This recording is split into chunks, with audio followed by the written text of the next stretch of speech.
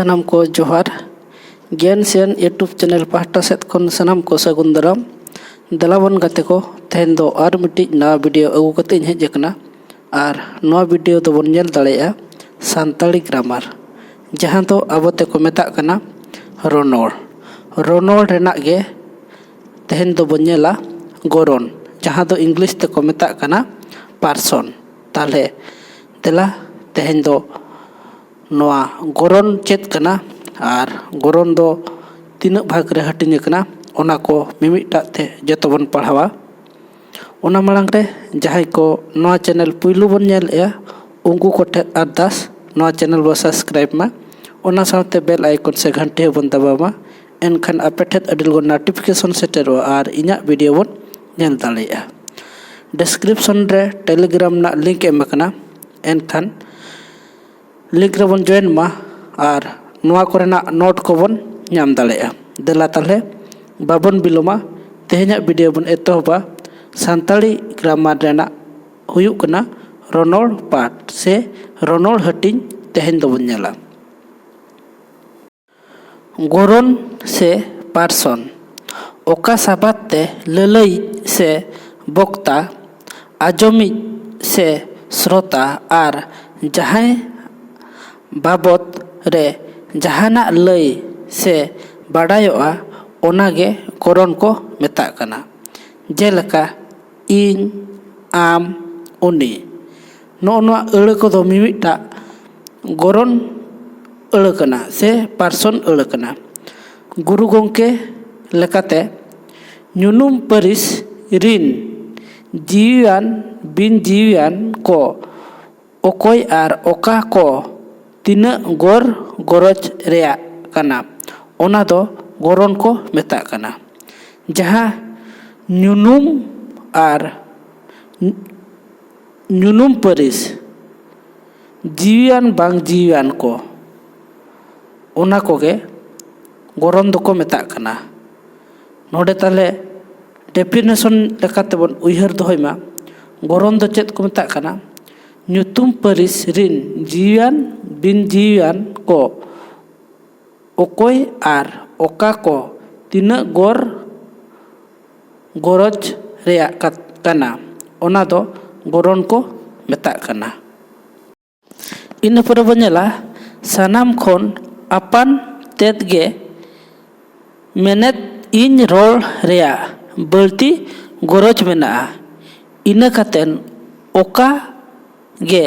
अपन सामांग रे मेना ओना चेतान हो गोरज तो तहन गया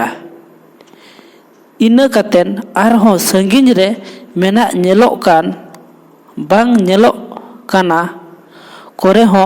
इनके गोरज दो तहन गया ताले नोडे दो चेत लई काय इन रोल रे हो गोरज तहना सामांग रे मेना रे हो गोरज तहना और संगिन रे नेलो कान बा बांग नेलो कान हा हो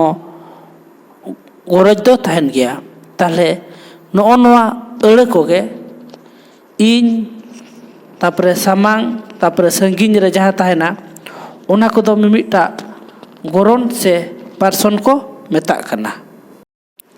नितो दो बनेला गोरज चेतान टेहाब कातेन अयत रेना ᱧᱩᱛᱩᱢ और उनुम परिस अड़ को मेनेक गोरन दो पे थोकरे हटिंग कना ताले जहातिस कुकली हेज दाड़ेया गोरन दो तिनी थोकरे हटिंग कना नोय रेना लनई दो हुयु कना गोरन दो पे थोकरे हटिंग कना देला ताले ओना कोगे नितो दो मिमिटा तबन नेला मिद रे एम कना मालांग गोरन जहां तो इंग्लिश ते को मेता कना फर्स्ट पर्सन तापर बार रे एम कना सामांग गोरन जहां तो इंग्लिश ते को मेता कना सेकंड पर्सन पे रे बन नेला संगिन गोरन जहां तो इंग्लिश ते को मेता कना थर्ड पर्सन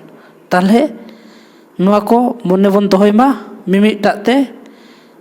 जहाना बिनिट करे गे कुकली को हेज दाड़ेया देला ताले इन पुरे आर बन नेला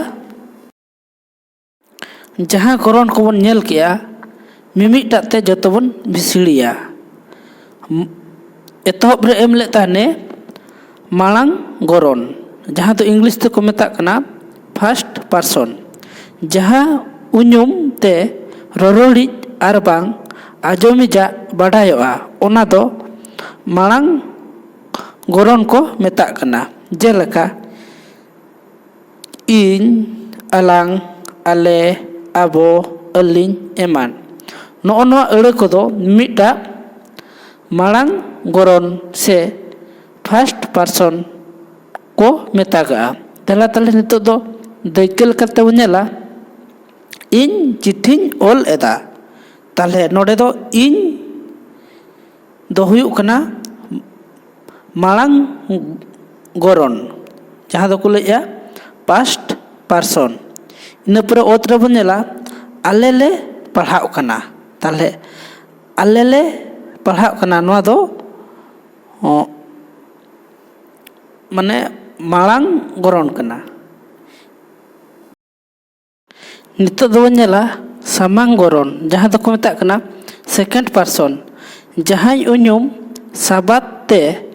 जहाँ साला रोल से गालमराव कान रेया बाडायोआ ओना दो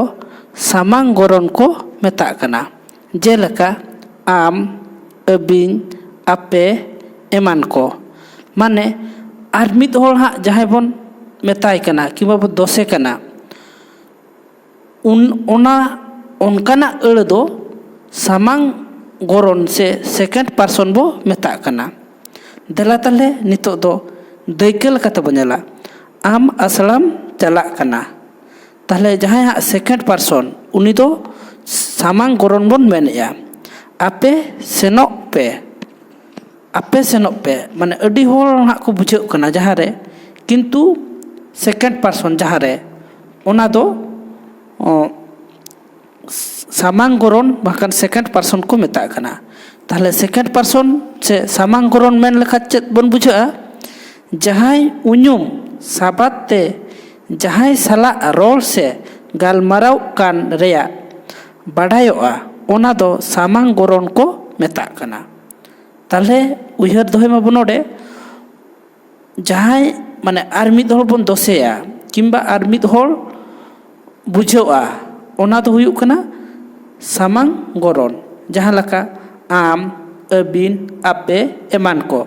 माने सेकेंड पर्सन हाँ जहाँ बन लैया ओनागे आबो तेतो बन मेता कना सामांग गरन नितो दो बनेला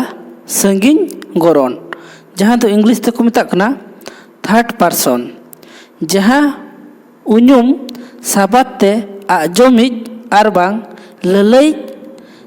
छाड़ा आर जहाँ एटा होल बाबत रे बाडायोआ ओना दो संगिन गरन को मेतागा ताले संगिन गरन दो चेत को मेता जुदी बन लैया बार होल किन कथा कना जहाँ लई आय आर आजम आय उनी छाड़ा कते जहाँ